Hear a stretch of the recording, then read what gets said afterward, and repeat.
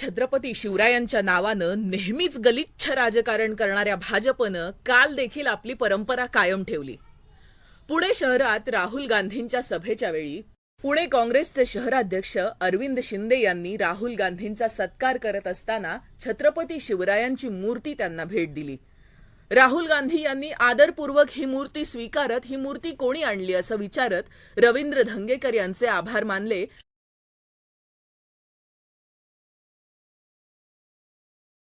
तसंच काचेच्या टेबलवर न ठेवता ही मूर्ती सुरक्षित ठिकाणी ठेवण्याची विनंती केली.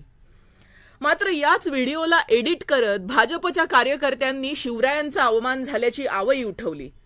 प्रत्यक्षात खरा व्हिडिओ समोर आल्यानंतर सर्वांसमोर ही परिस्थिती आली. खरं पाहिलं तर 4च दिवसांपूर्वी नरेंद्र मोदींच्या सभेत देखील असाच प्रकार घडला होता.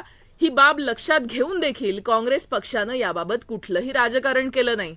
पण नेहमीच शिवरायांच्या नावावर राजकारण करण्याची सवय लागलेल्या भाजपनं याही वेळेस असाच घाणेरडा प्रकार करत शिवप्रेमींना भडकवण्याचा प्रकार केला.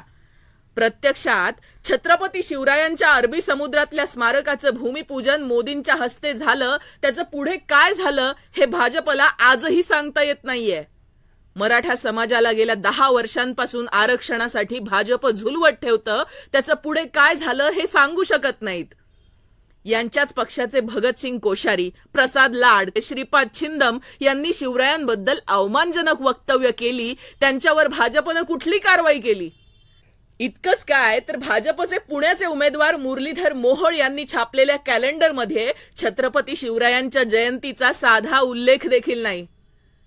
शिवरायांचा अपमान करणाऱ्या अशा मुरलीधर मोहोळांना निवडून द्यायचंय का?